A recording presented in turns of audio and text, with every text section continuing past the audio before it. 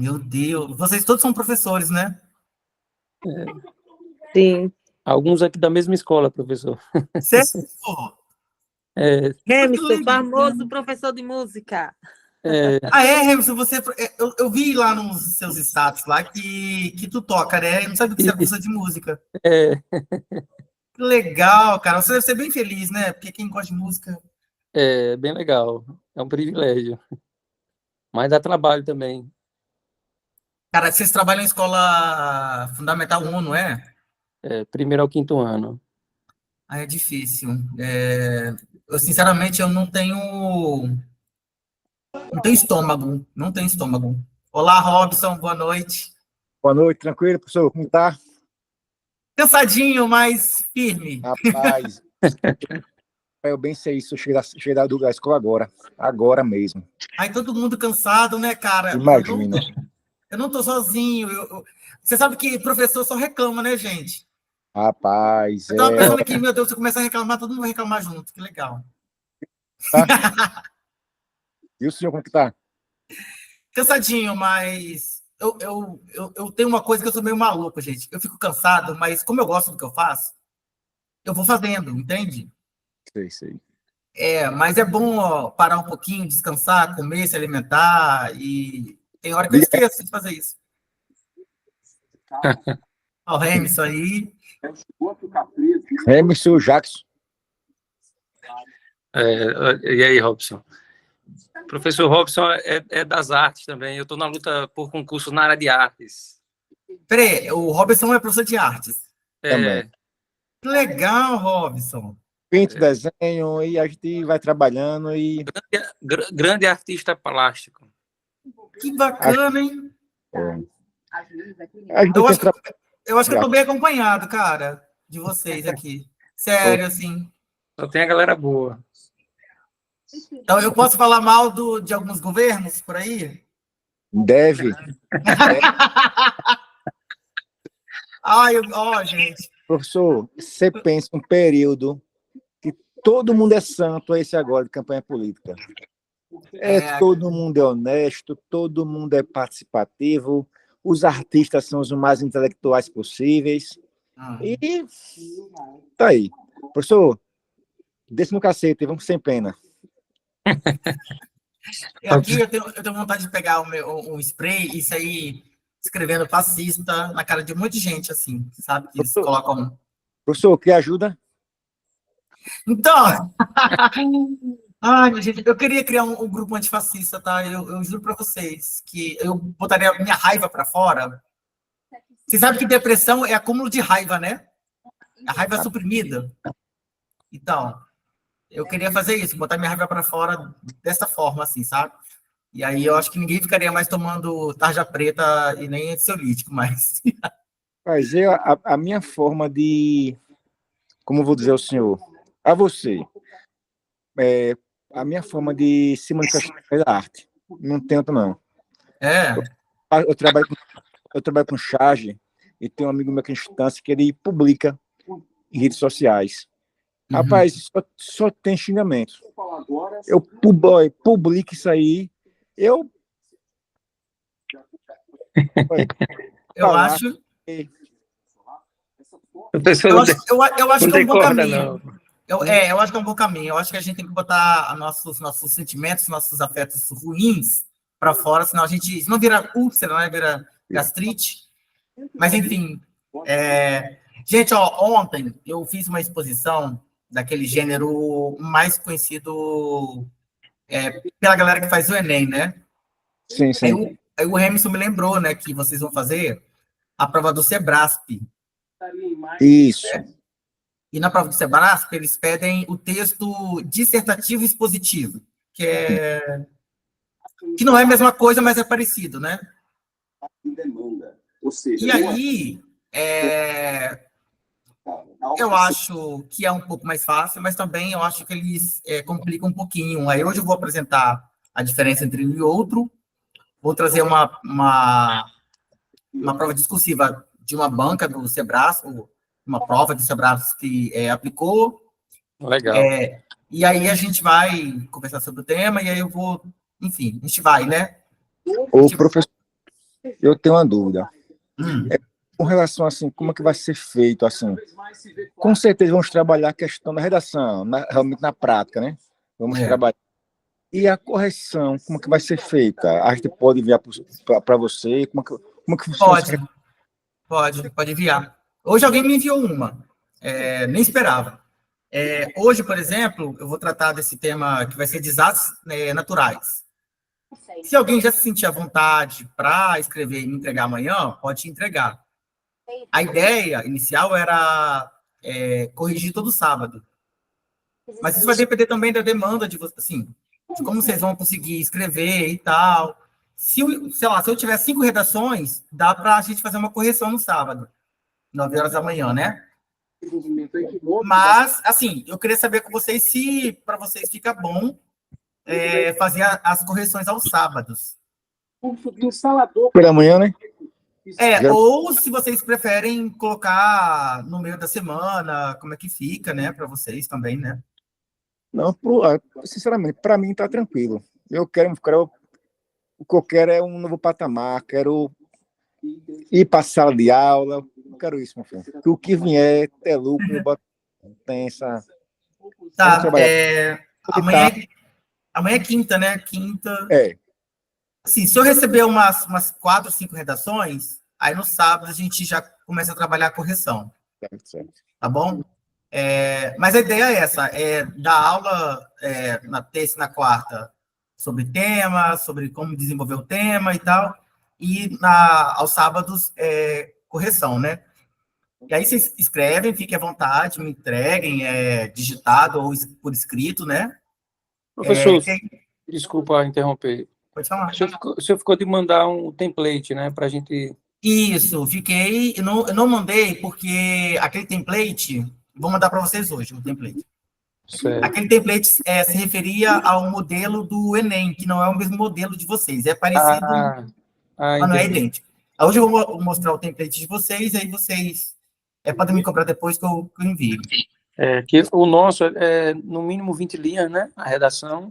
No mínimo 20, no máximo 30. No máximo 30. E aí, o que acontece? No texto de vocês, na produção textual de vocês, eles vão pedir para vocês delimitar o que vocês vão escrever, né? Vocês já viram isso, né? Diferente daquele texto do Enem, aquele modelo, eles vão pedir aqui especificidades. Então, eles vão delimitar digamos, 3 questões que vocês têm que abordar durante o texto, que é diferente da produção do Enem, né? Você pode trazer os seus argumentos de acordo com o seu repertório. Já nesse modelo de texto, eu também acho que ele é também argumentativo, né? Porque se você está falando sobre alguma coisa, você está argumentando sobre alguma coisa, né? Eu não consigo ver a diferença nisso, né? Mas eles delimitam o que você vai dizer, que é diferente do dissertativo, argumentativo aplicado no Enem, que você fica livre para poder escolher sobre exatamente o que você vai argumentar. E você também tem que defender uma tese, né? Então, hoje eu vou trazer para vocês a diferença entre um e outro, e depois a gente vai já para a prova e a gente já começa a estudar as questões, enfim. Fique à vontade para falar, levantar a mão, enfim, gente, fiquem felizes para tudo. Vocês são livres. Tá bom.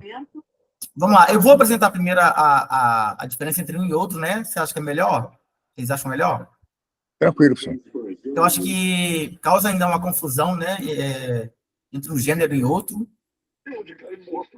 Geralmente, quem me deve. Tem alguém assistindo televisão. Robson, desliga o áudio. É o Robson. Ai, que legal. Mas, enfim, alguém assiste televisão hoje em dia, né, cara? Eu nem assisto esse negócio mais. Peraí, tô meu pedido aqui, peraí, deixa eu desligar aqui, peraí. Mas, enfim, vocês estão enxergando direitinho aí, né, gente? Ó, tá gravando, tá? Se vocês quiserem desligar a câmera e tal, vocês fiquem à vontade também. Eu vou ler, né, e tal, né? Como eu sempre faço, como eu aprendi lá na faculdade. Ó, bom, você já conhece o texto dissertativo argumentativo, foi o que eu disse ontem. E agora eu vou ler aqui um pouquinho e vou explicar. O texto dissertativo ele vai trazer a exposição sobre determinado assunto. Diferente do argumentativo, né, do texto dissertativo argumentativo, ele não procura, de maneira pelo menos muito clara, persuadir o leitor, convencer o leitor. Mas ele busca expor alguma ideia, alguma coisa sobre outra coisa. Aí eu vou explicar aqui, vai ficar enfim, mais claro. Sendo assim, ele não costuma apresentar argumentos e informações que detalham e reforçam os elementos apresentados. Então, parece que não precisa comprovar aquilo que você está dizendo.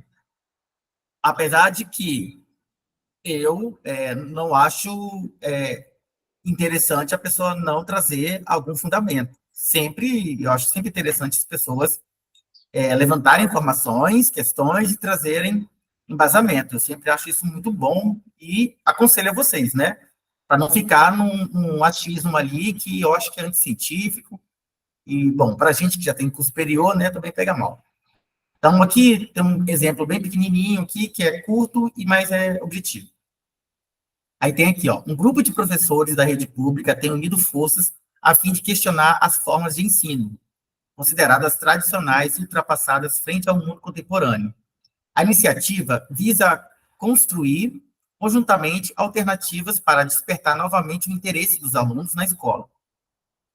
Uma das possibilidades levantadas é aliar o uso das novas tecnologias do cotidiano, celulares, videogame, entre outras coisas, como ponto de partida para as aulas. Então, percebam aqui que é uma pessoa falando sobre um grupo de professores que estão se organizando para um determinado fim. E ponto. Não há traços, digamos, subjetivos. O que é esse subjetivo que eu estou querendo dizer? No texto dissertativo argumentativo, a gente vai apresentar uma tese que, quando a gente escreve, ela tende a ser objetiva, porque ela vai apresentar fatos e argumentos. Porém, por você inserir uma tese no texto dissertativo argumentativo, isso conta como um ponto subjetivo, que é diferente do expositivo, que é só uma exposição de uma ideia. Você não precisa defendê-la, né, com unhas e dentes, como você tem que fazer no dissertativo argumentativo. Que no dissertativo argumentativo também, você tem que, obrigatoriamente, levantar 3 soluções, ou, enfim, utilizar 3 agentes sociais, detalhar cada ação que o Estado vai fazer, ou que o agente social vai fazer. No expositivo, você não precisa ter todo esse trabalho, né? O texto dissertativo expositivo, ele é praticamente um artigo de opinião, entre aspas, né? Mais reflexivo, mas ele traz também soluções, como a gente vai ver depois. Então, na dúvida aí, gente, vocês se perguntem aí, tá? Não fiquem acanhados. No trecho acima, o autor expõe a opinião de um grupo de professores, deixa eu ocultar esse negócio aqui, de professores que se mobilizam para mudar os rumos da educação. No entanto, em momento algum, ele apresenta uma tese em defesa ou não do que foi apresentado ao leitor, ou argumentos ou informações que reforcem a existência do problema. Então, repare que nesse trechinho, ele só disse o que esses professores estão fazendo e qual é o intuito deles. E pronto. Ele não está dizendo assim, olha, isso que os professores estão fazendo é interessante, é bom, é negativo, é positivo. Ele não julga isso, né? Ele não dá um posicionamento pessoal a respeito do que os professores estão fazendo. Então, nesse sentido, esse texto ele não é... Ai, meu Deus, tem que falar isso, né? Ele não traz questões subjetivas, né? Como eu estudei língua portuguesa, teoria literária, teoria, enfim, a gente sabe que tudo que a gente escreve é subjetivo, tem traços nossos. Só que a gente também aprende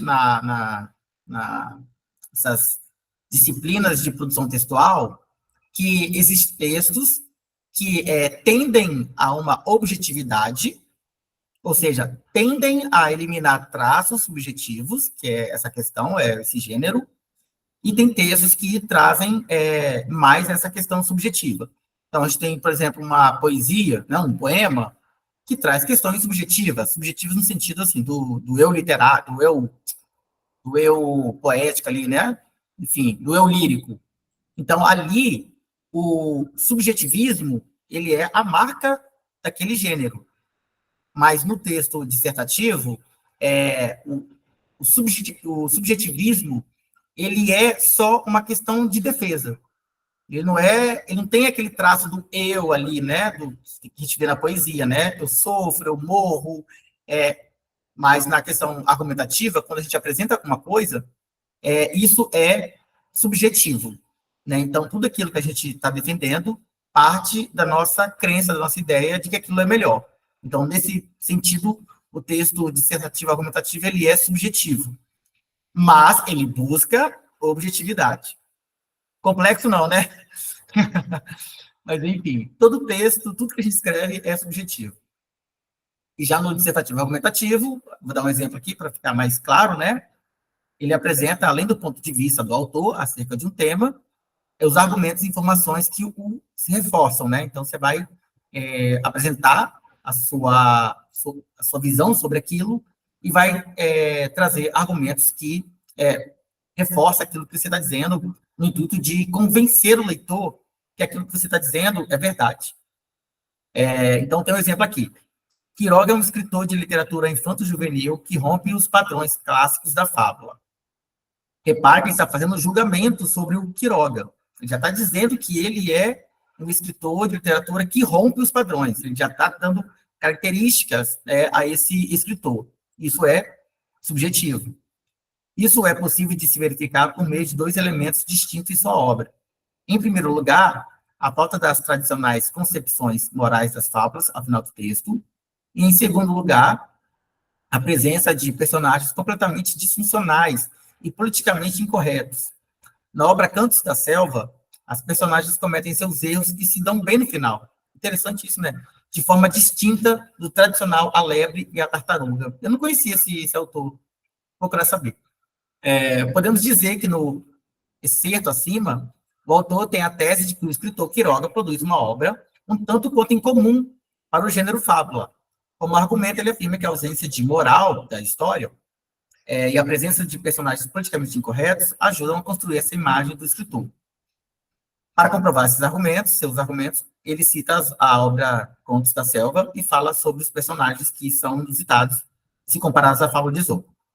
Então, o que acontece? Aqui é uma pessoa dando a sua visão, colocando a sua visão sobre a obra desse autor. Então, isso é subjetivo. Mas ele tenta trazer argumentos que comprovam que aquilo que é subjetivo tem comprovação objetiva. Tá dando para entender, gente? Tá dando, né? Eu espero que esteja. A internet está funcionando, está todo mundo bem aí, todo mundo vivo. Então, deu para entender mais ou menos a diferença de um e outro, gente? Dizem para mim aí, pelo amor de Deus. Eu fico com medo de vocês estarem não entendendo nada né? Mas, enfim. Então, no texto expositivo, a gente não tem esse traço muito subjetivo de defender uma tese, mas a gente vai expor uma ideia sobre aquilo que se apresenta. E aí, vamos lá, retomar a apresentação. Estou compartilhando, retomar. Fechar isso aqui.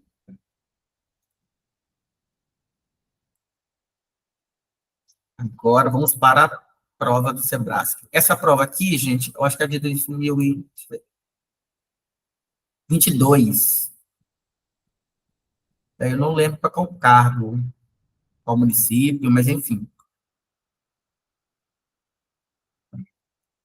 Tá dando para ver aí direitinho, né? Que a coisa levanta a mão aí, enfim, dá um grito, né? Vamos lá. Nessa prova, faça o que se pede, usando, caso deseje, o espaço para... essa parte tudo bem, né? Em seguida, transcreva o texto para a folha de texto. Enfim. Vamos ler logo aqui a questão. Prova discursiva. O desastre natural é um evento que apresenta duas características importantes, que podem ser combinadas ou não. A primeira é o fato de resultar em uma série uma séria interrupção do funcionamento normal de uma comunidade ou sociedade, afetando seu cotidiano. Essa interrupção envolve, simultaneamente, perdas materiais e econômicas, assim como danos ambientais e à saúde das populações, por meio de agravos e doenças que podem resultar em óbitos imediatos e posteriores. A segunda consiste em exceder a capacidade de uma comunidade ou sociedade afetada em lidar com a situação utilizando seus próprios recursos, podendo resultar na ampliação de perdas e dos danos ambientais e na saúde para além dos limites do lugar onde o evento ocorreu. Aí tem a fonte, né, desse trecho aqui.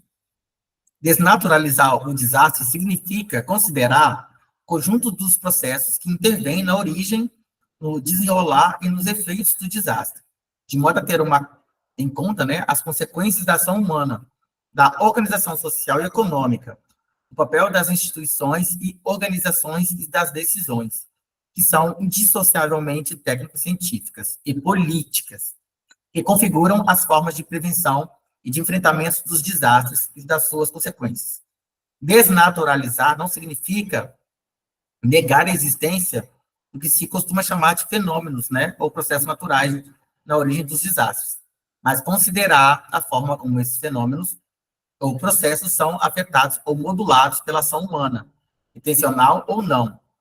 Desnaturalizar o desastre significa também reconfigurar os saberes, os conhecimentos e as experiências mobilizados para a prevenção e o enfrentamento dos desastres, incluindo-se os saberes técnicos, científicos e administrativos, assim como os saberes locais e fundamentados na experiência de comunidades de grupos vulneráveis ou afetados. Então, tem aqui a fonte também, né? Eu achei bem interessante esse segundo trecho aqui. E aí,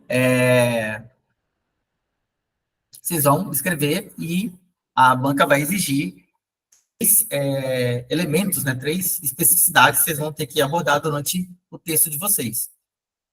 Aí eles vão dizer, né, em seu texto aborde os seguintes aspectos. Desastres naturais na atualidade, e aí a gente pode, por exemplo, hoje, né, a gente pode lembrar daquele desastre que aconteceu no Rio Grande do Sul, né? Então, quem estiver lá na hora e for escrever, já pode colocar lá, né? Desastre do Rio Grande do Sul, desastre natural. Mas, enfim, impacto dos desastres naturais na sociedade. E aí, se a pessoa tiver um pouco de leitura, vai entender que os impactos desses desastres são para todos os lados, né? São econômicos, são sociais, pode ser político, depende, né, de como essa população vai lidar com esse desastre, enfim, ambiental também, né, sem contar com a questão da vida das pessoas mesmo, né? Então, isso é um dos impactos. E a responsabilidade do Estado frente aos desastres naturais. Então, vamos lá, né? Essa é a parte mais legal. Todo texto tem introdução, desenvolvimento e conclusão. Então, o que vocês vão ter que trazer logo de cara? Um contexto, né? Sempre falo de contexto porque eu acho que a gente tem que contextualizar aquilo que a gente vai escrever. Então, diante do tema, né, qual é a responsabilidade do Estado diante dos desastres naturais, a gente tem que diferenciar o que é desastre natural, que é algo que a gente tem consciência, tenta evitar, trabalha para que não aconteça, mas acontece. De negligência estatal, que é uma coisa totalmente diferente, né? Uma coisa da outra, né? O que aconteceu no Rio Grande do Sul, por exemplo, foi negligência estatal, foi negligência do poder público, porque o governador tinha sido alertado sobre as possíveis enchentes. Então, não foi um desastre natural, puro e simplesmente. Foi negligência política mesmo. Então, podemos dizer que o desastre natural também tem origem política, né?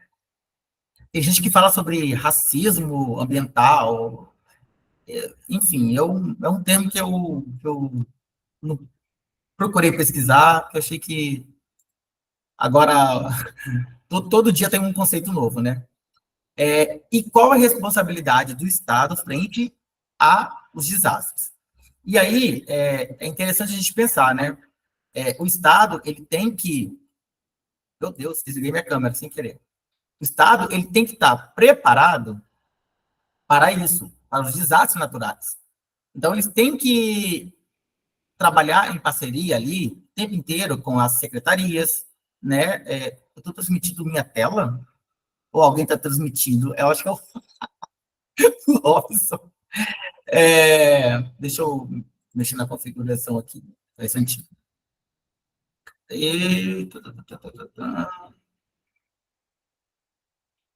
Ai, beleza. Então, o Estado, ele tem que trabalhar, gente, não só para criar escolas, melhorar o transporte público, ele também tem que cuidar do meio ambiente e cuidar das pessoas que moram em regiões que são regiões de risco, né, ambiental. E me parece, assim, que a pauta do meio ambiente não é uma pauta que o Estado leve muito a sério, pelo menos no Brasil, não leva muito a sério. E isso é um problema, né? Porque aquilo que a gente entende por desastre seria aquilo que, inevitavelmente, mediante os esforços do Estado, da sociedade, acontece. Então, seria uma tragédia. Aquilo que a gente não prevê, né? Não imagina que vai acontecer e acontece, né? Então, a gente não consegue controlar. Agora, negligência é uma escolha política, né? E aí, a sociedade que vota nesse político, que é negligente com o próprio meio ambiente, ela também é responsável pelas consequências e pelos desastres, sabe? Enfim, vou falar melhor sobre isso, né? Então, a proposta traz 3 eixos, né? O que a gente pode falar sobre desastre natural, o que é desastre, o que é negligência estatal. A gente tem que saber diferenciar uma coisa da outra, né? Os impactos negativos desses desastres na sociedade. Então, por exemplo, o governo federal teve que enviar verba lá para o Rio Grande do Sul para ajudar as pessoas, né? Então, liberou a FGTS, liberou um monte de negócio lá e tal, enviou equipe de resgate, enviou um monte de coisa, mas o Estado ele tem que ser responsável para administrar aquela calamidade. E me parece assim que o governador de lá não estava nem um pouco preocupado, ele estava reclamando que as doações estavam atrapalhando o comércio. E aí, se a população tem um pouquinho, gente, de vergonha na cara, esse sujeito não estaria lá, né? Já teria sofrido impeachment, né? Mas está lá ainda. Porque o povo vai votar nele de novo, tá? Não vai demorar muito. Assim como o prefeito lá de Porto Alegre vai ser reeleito, né? Provavelmente, esse cara vai também jogar aquela desculpinha, né? Agora não é hora de procurar os culpados. Quando ele é negligente, é criminoso também. E aí o povo vai votar. Então, a gente tem que saber o que é desastre natural, aquilo que é iminente, que a gente não consegue evitar, o que é negligência estatal e também negligência da própria sociedade, né? Lembrando que o poder público está ali para atender a sociedade, a população. A população tem que cobrar. Se a população não cobra, o poder público não está nem aí. Assim, eles estão morando ali, digamos, um pouquinho melhor, um pouquinho afastado. Lembrando que teve um desastre ambiental naquela cidade chamada Petrópolis, no Rio, foi no Rio, né? Que foi um negócio bem triste, né? Que é uma área ali, digamos, nobre, bem nobre, né? Uma cidade imperial, né? Inclusive, eu sou doido para conhecer. E o que acontece? É uma área nobre que sofreu um desastre ambiental, porque eles se acham, essa galera muito rica se acha assim, né? Nada acontece com a gente, só acontece com os pobres. Daí que vem esse termo do racismo ambiental, né? Mas a natureza não escolhe vítima, né? Então, todo mundo é uma potencial vítima das questões dos desastres ambientais ou das consequências climáticas, né? Que advêm da ação humana. Então, a gente pode pensar também que o desastre natural, ele não é um desastre totalmente natural, porque o ser humano assim, né? Não vamos individualizar, mas as empresas que poluem os donos de terras, né, os latifundiários que nos matam, enfim, toda ação humana que desequilibra o ecossistema, ele está fazendo aquilo de maneira consciente. Então, se acontece um desastre, não é por falta de aviso, não é por falta de consciência, é por negligência. Ou seja, esse desastre natural, ele não é... Pode falar, Bárbara. Pode falar. Alguém levantou a mão aqui, né? Não sei se levantou sem querer. Então, não me parece assim que um desastre natural é puramente natural, né? Inclusive, aqui no texto, tem esse trechinho aqui, né? Desnaturalizar não significa negar a existência do que se costuma chamar fenômenos ou processos naturais na origem dos desastres, mas considerar a forma como esses fenômenos ou processos são afetados ou modulados, né, pela ação humana. Ou seja, aquilo que está acontecendo é uma consequência da ação humana. Logo, o político lá, o governador, o prefeito, pode dizer que aquilo foi natural, mas se ele optou em não resolver aquela demanda ambiental, ele, óbvio que ele teve a intenção de não optar, não querer saber, e se acontecer alguma coisa, ele também não quer saber das consequências, né? Então, ou seja, ele não está aí, não está se importando com a sociedade. E aí, é interessante que esse trechinho diz assim, não se deve naturalizar o desastre natural, porque de natural, digamos que não tem muita coisa, né? Natural é aquilo que eu estava falando, né? Quando você tenta ali o tempo todo, né, intervir, você está ali atento com a Secretaria Municipal, ou Secretaria Estadual do Meio Ambiente, enfim, você está fiscalizando, está ali multando as empresas, enfim. Agora, quando você não faz nada disso, você flexibiliza as leis ambientais, como foi nos últimos anos, você está dizendo, olha, vocês têm liberdade para fazer o que quiser. E o que acontecer daqui para frente não é responsabilidade nossa, né? O povo que se vive. Então, o que o povo faz? Vai lá e vota nesses caras de novo, né? São tudo homem, né? Escroto, neoliberal. Então, óbvio que esses políticos, esses governantes, eles não estão preocupados com essas questões climáticas, nem ambientais, nem com a negligência das empresas privadas, como também a sociedade também não parece se importar e não dá importância para as questões ambientais. Me parece não, né? Tem sido assim cada vez mais notório que as pessoas, elas, por mais que hajam campanhas campanhas ambientais, de poluição, as pessoas vão lá, jogam papel no chão, joga a guimba de cigarro lá e não está nem aí. Então, me parece que esse problema é muito estrutural. Os políticos refletem também um certo comportamento da própria sociedade. Então, a gente tem que fazer sempre uma análise, assim, né, uma observação dialética, né? Ou seja, uma situação sustenta a outra, por mais que pareçam diferentes, né? Parece que existe o governador lá, que não está nem aí para a população, e parece que tem a população que é vítima e coitadinha e que está sempre sofrendo. E não é isso, na verdade, que acontece. Na verdade, os governadores, presidentes, prefeitos são eleitos pela população. Então, se eles fazem coisas desagradáveis e daqui a pouco eles estão lá de novo, tem alguma coisa errada com a população, né? Então, a população também é responsável por isso. Eu gosto de dizer que todo mundo é corresponsável, né? Um pelo outro, né? Numa sociedade democrática. Nós temos que ter noção que as nossas ações vai implicar numa consequência para o outro, para a gente e para o outro. Então, qual é o nosso papel diante dos desastres naturais? Primeiro, a gente tem que ter consciência de que não vai somente afetar o outro, vai afetar a gente. Então, não é só o outro que pode perder o seu familiar. Eu posso perder minha vida, como posso perder o meu familiar.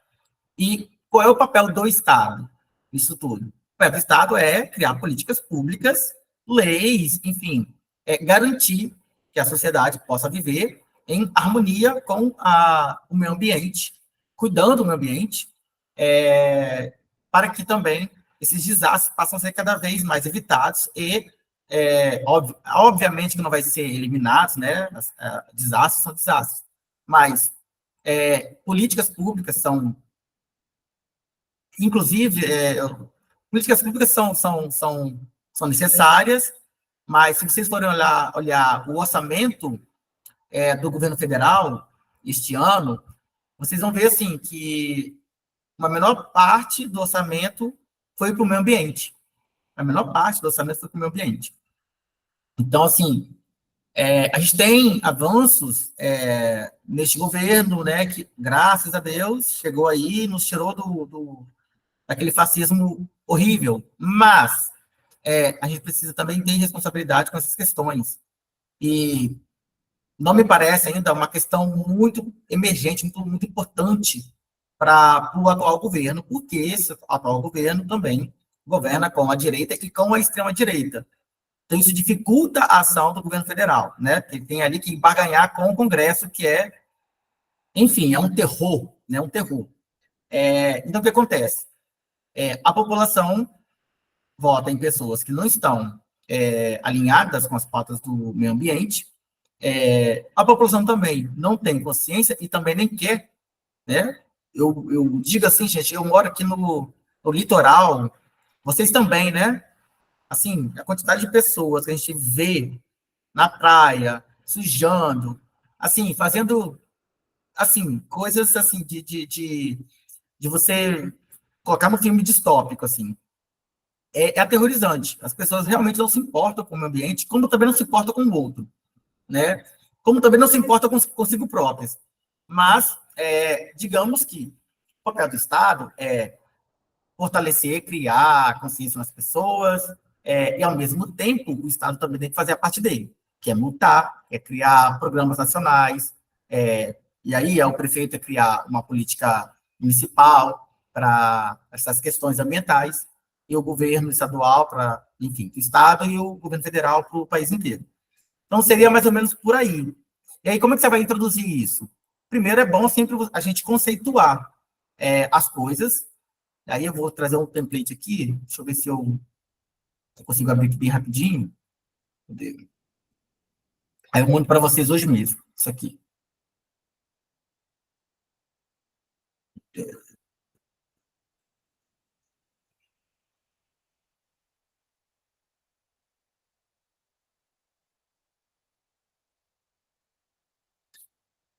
Vocês estão vivos aí, gente?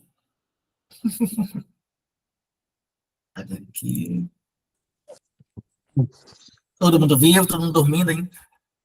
Eu já tomei café para não dormir aqui, tá? Porque, senhor, cadê? Gente, ó, abri esse negocinho. Eu acho que é isso aqui, eu acho.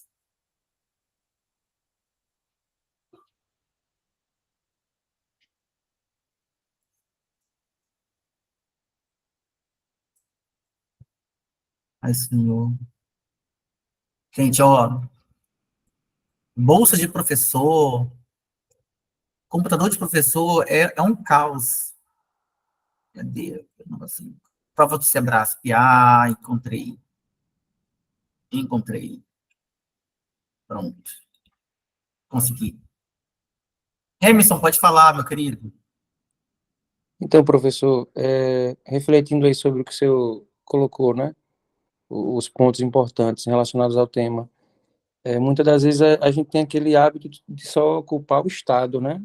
O Estado precisa desenvolver políticas públicas para tal, né, finalidade e tal, sendo que muitas das vezes tem um grande papel da gente enquanto cidadão, né?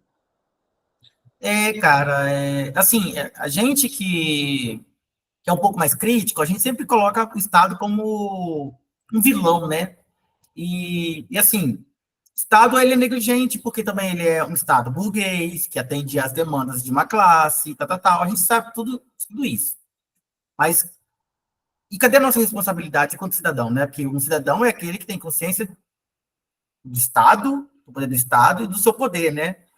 E me parece que as pessoas tratam a política, assim, por exemplo, como um jogo de futebol, sabe? Não, E, exatamente, não faz o seu papel. Por exemplo, agora a gente está em um cenário, né, de eleições municipais e tal.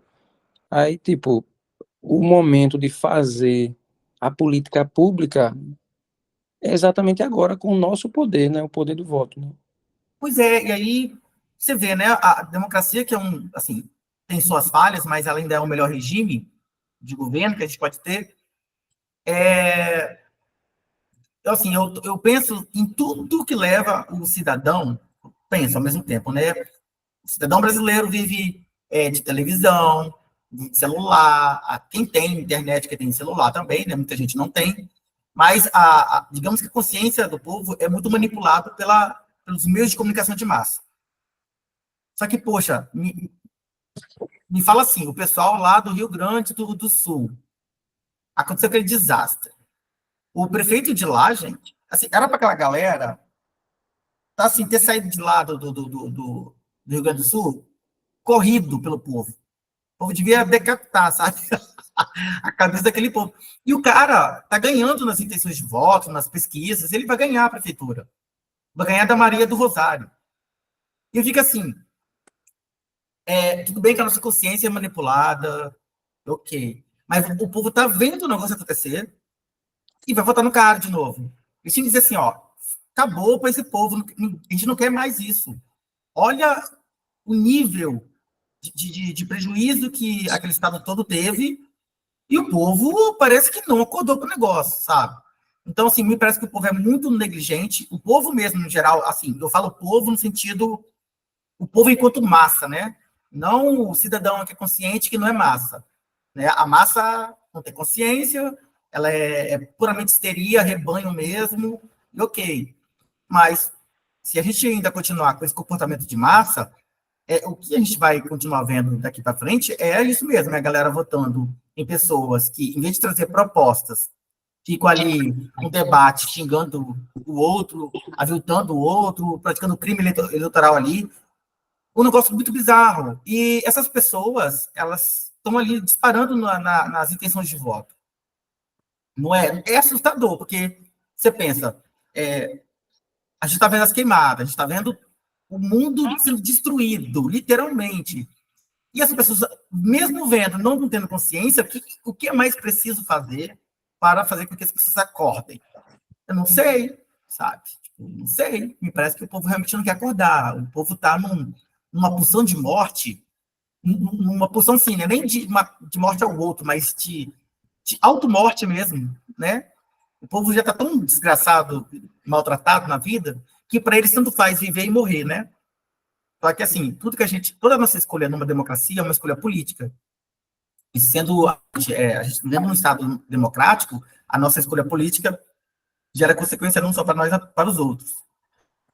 E me parece que a questão do outro também é uma questão muito, digamos assim, muito difícil para o Brasil e para o brasileiro, diante de um Estado que sempre foi autoritário, ainda é, a gente aprendeu também a ser autoritário.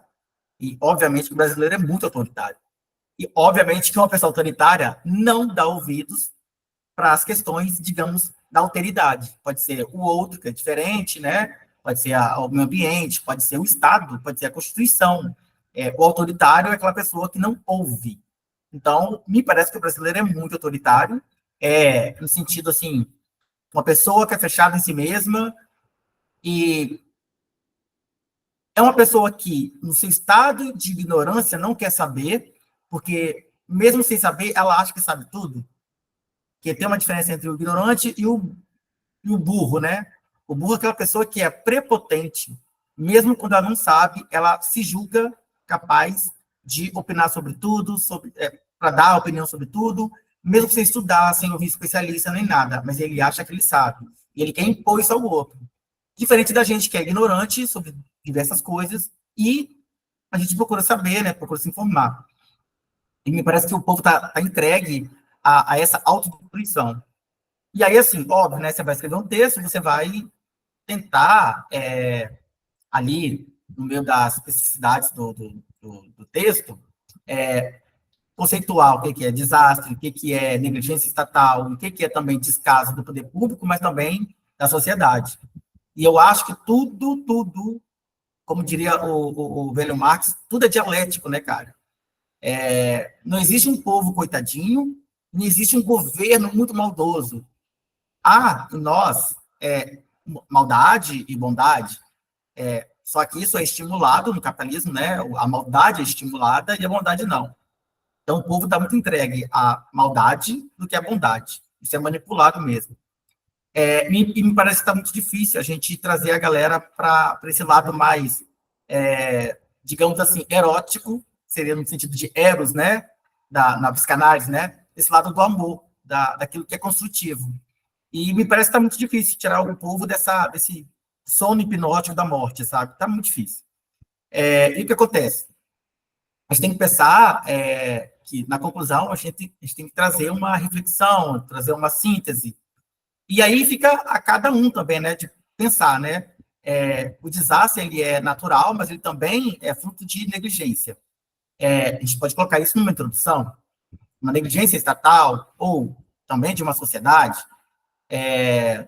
Quais as consequências de um desastre natural dentro de uma sociedade? Como é que um Estado vai se recuperar economicamente diante de um desastre daquele, por exemplo, no Rio Grande do Sul? É muito difícil. O impacto é muito negativo. E digamos que essa galera toda neoliberal que pensa muito na economia deles, não estão pensando em justiça social, estão pensando só em concentração de renda, né? Eles estão dizendo, isso tudo, né, que a gente tem que fazer, a gente tem que pensar na economia. Lembra do coronavírus, né, na pandemia? A gente tem que pensar na economia. Tudo para eles é economia. E agora, eles vão ter que se recuperar desse arrombo, né, econômico, né, e fiscal que eles sofreram. Então, em nome da economia, se destrói a própria economia. E esse é o sujeito neoliberal, né? Ele é tosco, ele é burro mesmo, não está nem aí para nada, é autodestrutivo, e ele impõe essa visão como se fosse a melhor visão do mundo e de vida, né? Tem uma filósofa, que ela é brasileira, inclusive ela estava exilada e voltou, acho que ano passado. Acho que foi ano passado. Que ela está escrevendo, ela escreveu um livro, ela lançou há pouco tempo, esse ano, tem poucos meses, se chama Mundo em Disputa, é da Marcia Tiburi, não sei se vocês já ouviram falar dela. Ela fala sobre isso, a naturalização da desgraça, da distopia na sociedade, como o ser humano está entregue a esse mal-estar, e como ele também não quer sair do mal-estar, esse mal-estar, digamos, da civilização. Me parece isso, bem isso, assim, o cenário que a gente vive é da desgraça, distopia, e as pessoas já se conformaram com isso, e elas estão tentando sobreviver dentro da distopia. E aí, vocês podem recorrer à literatura distópica para argumentar, né? Vocês podem trazer aquela obra do Senhor das Moscas, o Grande Irmão, né? Daquele escritor britânico, George, alguma coisa, esqueci o nome dele, o sobrenome. Vocês devem, George Orwell, alguma coisa assim. Você pode ter esses autores, né? Aquele cara também que escreveu A Utopia. Pode trazer um contraponto, né, com Thomas More, acho que é isso, que escreveu A Utopia. Então, a gente pode trazer essa questão, assim, no texto, como uma sociedade está entregue a um desastre que está previsto. Né? Se a gente não se importa com o meio ambiente, como esperar que o meio ambiente fique ali bonitinho, organizadinho, tudo ali, sabe, assim, céu azulzinho, todo mundo na praia, como o ser humano espera que a natureza reaja a tanta violência, depois de séculos, né, de violência, né? A sociedade parece acreditar ainda que eles, diferente da concepção dos nativos, né, que nós estamos à parte do meio ambiente. O meio ambiente é algo que está fora de nós, né? Quando, na verdade, nós somos parte do ambiente, né? A gente só está aqui vivo porque existe uma terra ainda. E o papel do Estado seria promover consciência, criar políticas públicas, criar mecanismos, né, de conscientização, mas me parece que, ao mesmo tempo, o Estado também não está nem aí para isso. E aí me parece, gente, que o cenário é realmente distópico, né?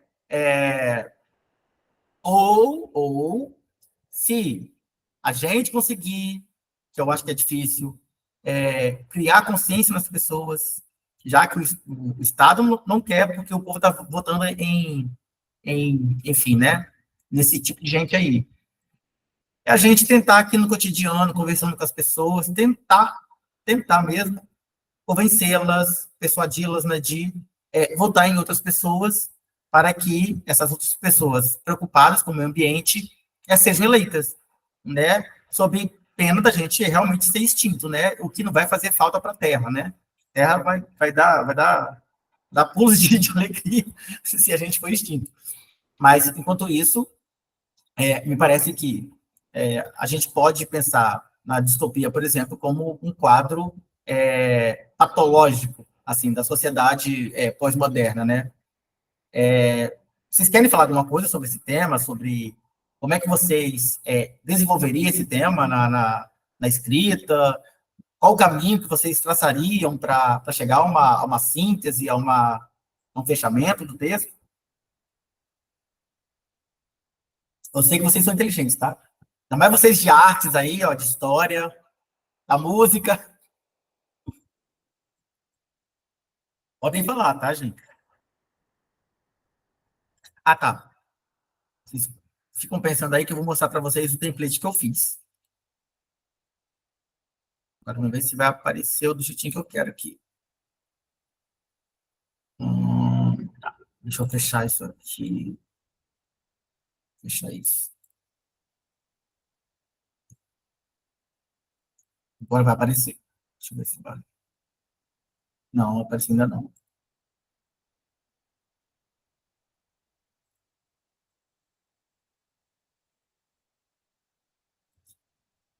Agora vai aparecer. Tá aqui. Aí o que acontece? Aí vocês vão colocar o tema aqui, né? Vou mandar para vocês hoje ainda. Que é qual é o papel do Estado, né? Acho que é isso, é papel ou responsabilidade do Estado frente aos desastres naturais. Deixa eu olhar aqui.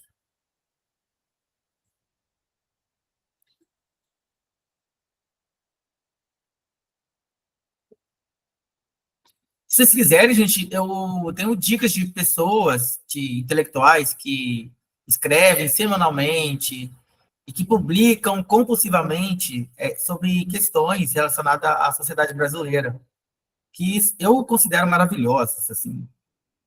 Tem a Márcia Tiburi, que é uma filósofa, romancista, ensaísta, a mulher é tudo, cara, a mulher faz tudo. Ela é artista visual, a mulher faz tudo. E tem o Gessé Souza, né, também, que eu acho que é interessante, um sociólogo bem bacana. Tem a Eliane Brum também, do El País. Eu acho que ela traz questões bem interessantes. E tem o Vladimir Saflata, eu acho ele meio pessimista, mas eu achei ele bom também. Enfim, tem uma galera, tem o Wilson Gomes também da CULT, que eu acho que é interessante, que é legal dar uma lida. Vamos lá, cadê? Qual é o papel do Estado? Eu acho que é isso mesmo. É legal, né, professor, se você puder compartilhar, que quanto mais a gente vê sobre esses assuntos, a gente vai ter repertório, né, na hora de escrever, né? Ah, então tá, peraí.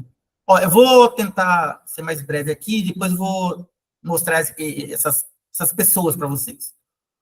Então, vamos lá, vou colocar aqui, qual é a responsabilidade do Estado frente aos desastres naturais?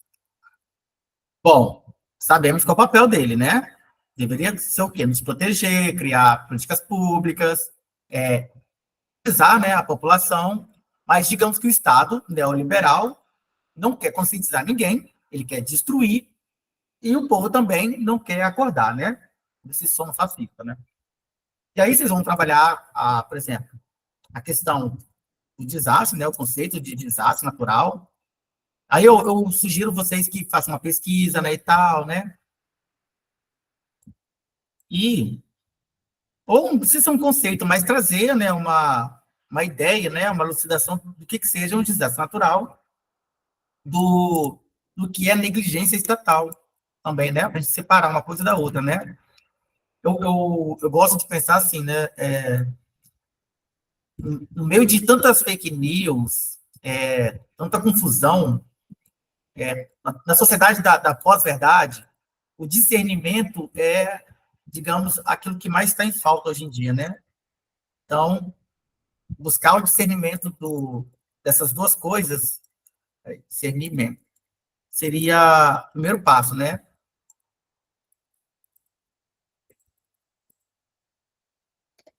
Estou colocando conceito, mas pode ser termos, tá? Então, o que é negligência estatal?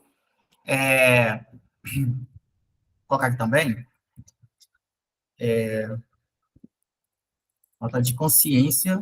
Aí, tá vendo? Falta de consciência. Negligência da própria população também, né?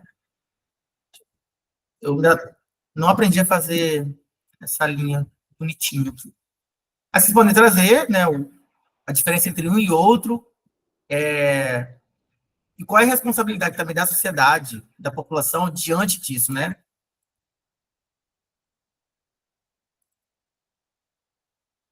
Aí vocês podem trazer os impactos que exige, né, no texto lá, a banca está exigindo, dos desastres naturais na sociedade. Então, não só impacto econômico, né, mas como as pessoas também perdem suas vidas. Essas pessoas, inclusive, que adoram dinheiro, elas perdem muitas coisas, né? Perdem um carro, perdem a casa, perdem tudo. Em nome do dinheiro, elas destroem o meio ambiente vem lá e destrói tudo também, né? Aí fica eles por eles. Digamos assim, né? Aí, se eu quiser trazer o papel do Estado aqui, no desenvolvimento 2,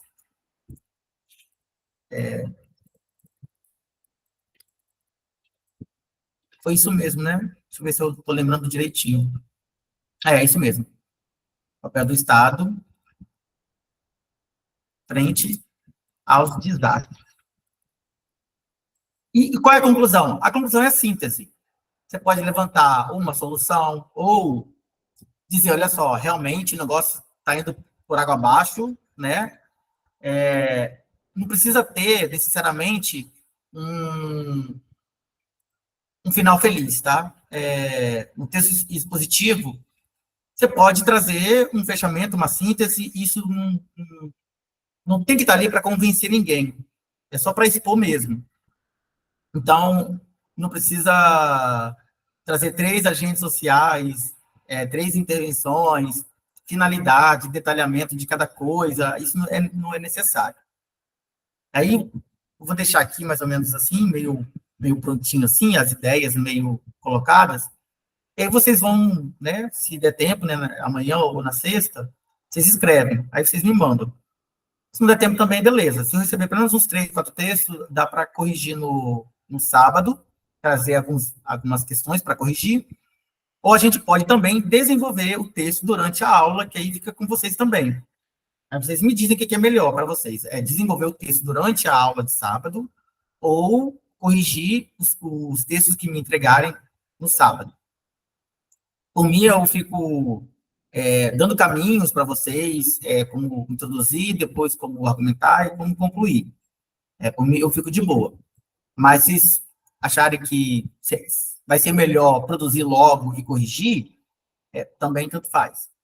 Mas se vocês quiserem, eu faço esse trabalho de ficar ali pesquisando e trazendo informações para vocês elaborarem melhor, né? E o próprio tema, né? Cadê aqui? Aí, beleza. A conclusão... Pode falar, Remson. Desculpe interromper, professor. É uma ideia legal, professor, você fazer dessa forma, né? Eu não sei se a maioria concorda, né? Eu não quero, eu não quero tomar sempre a frente, não, pelo amor de Deus, né? Que Não, me não. errado. Não, creio... porque você sabe que o povo é muito tímido, né? Aí então, fica assim, tomara que o Remson fale, entendeu? eu creio que essa ideia da gente, né, andar com essa moletinha e daqui a pouco, né, a gente andando com as próprias pernas, né? Eu acho que é interessante. Você acha legal, um sábado, eu trazer essas informações, ajudar vocês a organizar as ideias? É que eu creio, assim, na verdade, aqui a gente não tem somente. Eu mesmo estou bem, assim, não estou tão prático, né? Eu fiz algumas provas recentemente, quer dizer, para professor do SESI daqui, né? Inclusive, estou na segunda etapa, inclusive, sexta-feira agora, eu tenho um compromisso com a prova prática, né? Mas, assim, foi até bom, porque fiz uma vez, tem que ser insistente, né? É. Essas provas do SESI, aí faz uma vez, aí falta um décimo, faz outra vez, aí tem que ser insistente. E eu fiz até justamente para ir treinando a redação, né? Só que, assim, cada teste tem as suas especificações, né? Como você falou, vai para o Enem, você tem uma certa especificação, você vai para concurso, também vai depender da banca e tal. Aí eu creio que, assim, esse norte, né, da gente se passando de uma forma mais detalhada, construindo o texto, eu acho que vai ser legal, né? Não sei se todo mundo É, concorda. E aí, a partir de certos temas, a gente parte para andar com as próprias é, pernas, né? As ideias. eu Eu creio que gosto. Eu gosto dessa ideia, Remerson, assim, de dar a mão mesmo, assim, sabe? Que o que é fácil para mim, né? Pode ser fácil para o outro, né? E, exatamente, e quando a gente fica trabalhando demais, a gente fica meio enferrujado para a pesquisa, né? exatamente. Fica meio cansado. É o tempo, né? O tempo curto para muita coisa. Sim. Então, assim, no sábado eu vou trazer alguns textos, algumas coisas. Já vou sugerir aqui algumas pessoas que vocês podem ler. Não precisa, né, ler um livro, mas, assim, acompanha ali na internet, tem as colunas, né? Vou até mostrar aqui para vocês uma dessas pessoas aí que eu geralmente estou lendo, estou sempre assistindo as entrevistas, as aulas que eles dão. E, assim, no YouTube, gente, tem muita coisa bacana. Tem muita besteira, né? Mas tem muito conteúdo valiosíssimo, assim. Teve até no Instagram que o senhor comentou ontem, que, assim, automaticamente eu já fui lá e segui, né? Justamente para estar acompanhando. Você citou um Instagram sobre notícias, assim, da atualidade e tal. Eu não lembro exatamente qual é o nome, né? Eu segui. Sério? Nossa, eu falei isso, eu nem lembro mais, você acredita? Pô, você falou, você passou ontem. Você sabe, eu sigo tal Instagram e é bem legal que Ah, traz. Mídia Ninja? Será que foi o Mídia Isso, Ninja? isso, isso, isso, Mídia Ninja. Eu adoro É, Mídia Ninja, tá? que eu achei bem legal. Mídia Ninja é maravilhoso, assim. Eu sigo o Mídia Ninja, jornalistas livres também, eu não acompanho mais, acho que eles nem, não sei se eles existem, mas eu vou mostrar para vocês aqui as dicas de intelectuais que vocês podem pesquisar. Geralmente eles têm colunas, a maioria tem coluna na CUT, mas tem outros que têm coluna na Folha de São Paulo, ou no El País, enfim. Deixa eu ampliar aqui. Eu falei da Márcia, né? Deixa eu ver se eu consigo aumentar mais aqui, né? Porque o negócio ficou bem pequenininho. Ó, a Márcia, ela tem uma coluna na CUT. Tem livros dela já em PDF aí, pela internet, eu também tenho já. Eu tenho quase todos os livros dela, eu sou muito fã dela. Mas ela tem muitas entrevistas, ela está sempre escrevendo, acho que semanalmente, para a CUT. Enfim, tem livros em PDF dela sobre diversas questões da sociedade brasileira. A mulher é uma gênia.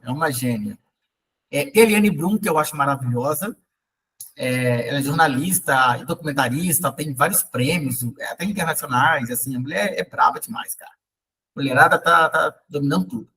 Tem o Gessé Souza, que eu acho maravilhoso também, é um sociólogo, está aí na ativa, ele tá em parceria com aquele cara, gente, que é um banqueiro, não sei se esqueci André Moreira, esqueci o nome dele, mas ele está ali no ICL fazendo palestra, dando aula, debatendo questões atuais no Brasil. Inclusive, ele está com um livro novo que eu quero comprar, mas vou comprar, mas não vou conseguir ler, né, gente?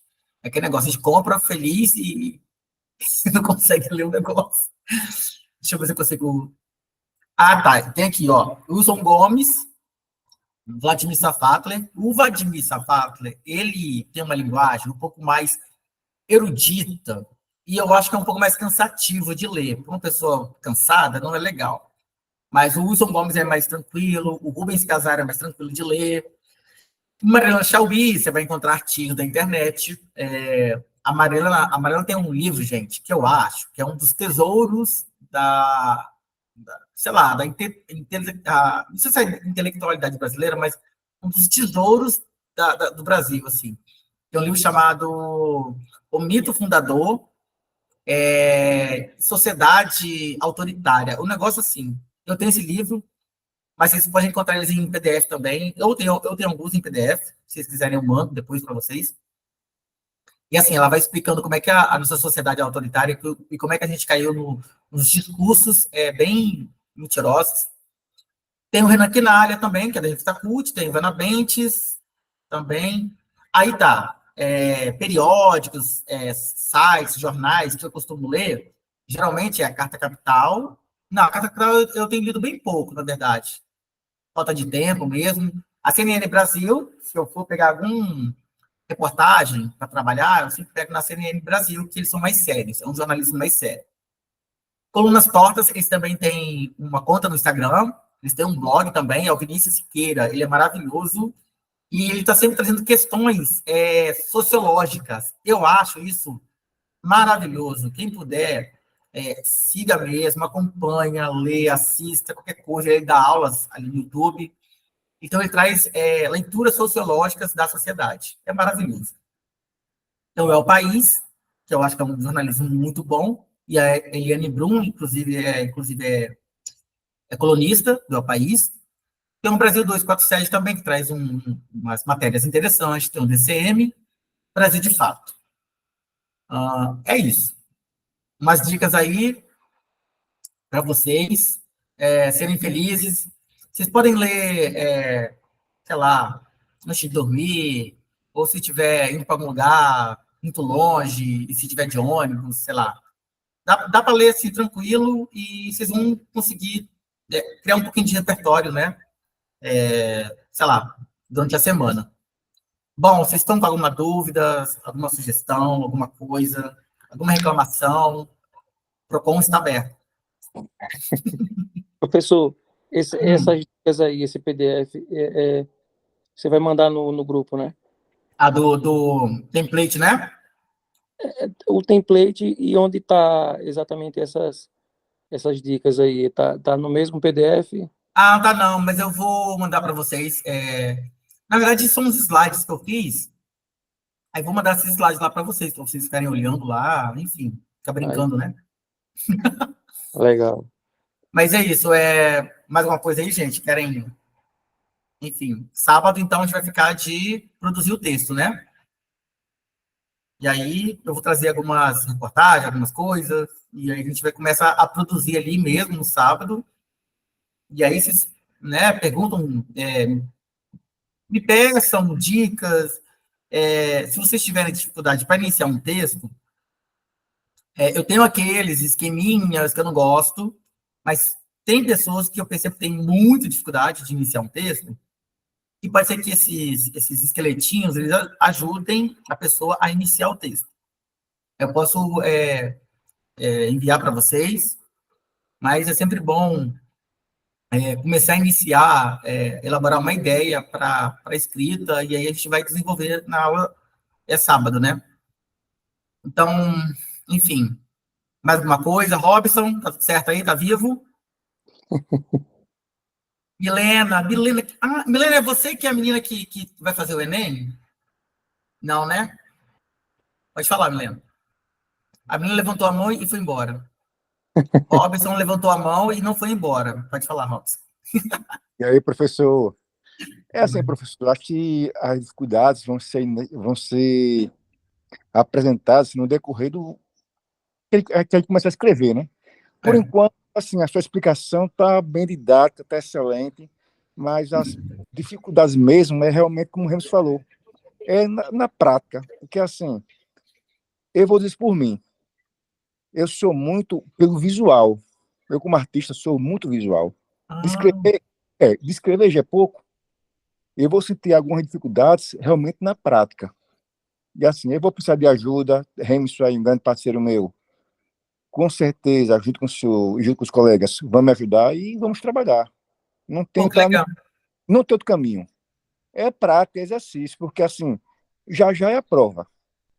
Não tem outro caminho. É prática, é exercício diário, é passar um tema hoje, outro tema amanhã e desenvolver. Não tem outra maneira. E é É, isso. eu gosto dessa ideia mesmo de falar do tema e Mas, trazer referências mesmo, assim, que eu acho que ajuda a pessoa a sistematizar aquilo que ela vai falar, né? justamente. E Essa habilidade que o senhor tem é essencial. Não tem outra maneira, não, a não ser prática. A sua hora é, de trabalhar.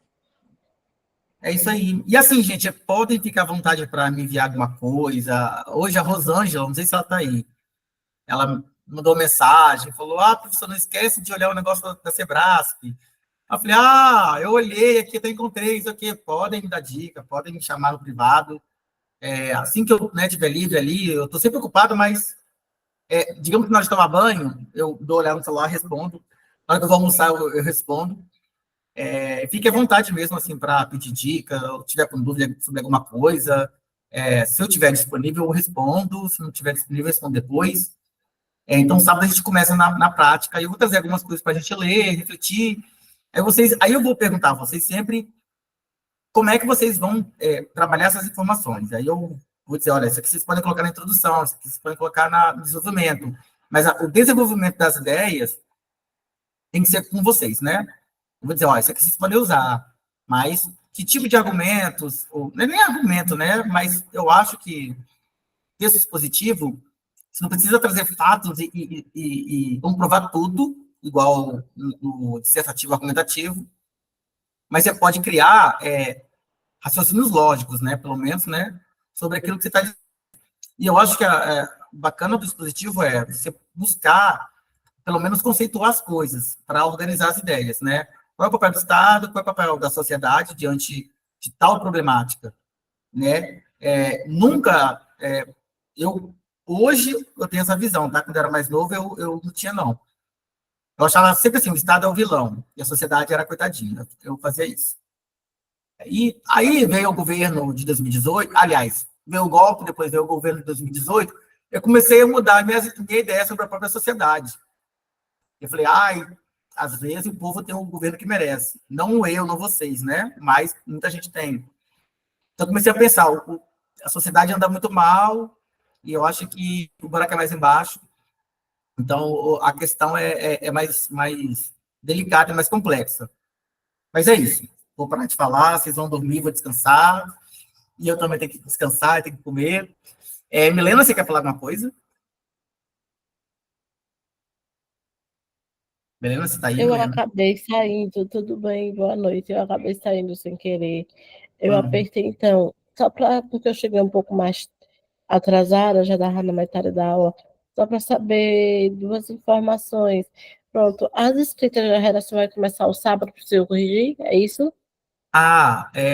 Eu conversei com o pessoal e a gente não vai começar a corrigir no sábado, a gente vai começar a produzir no sábado, tá bom? Pronto. O senhor vai dar o tema, a gente vai fazer uma redação e Não, enviar vai para o ser senhor? sobre os desastres naturais mesmo, tá?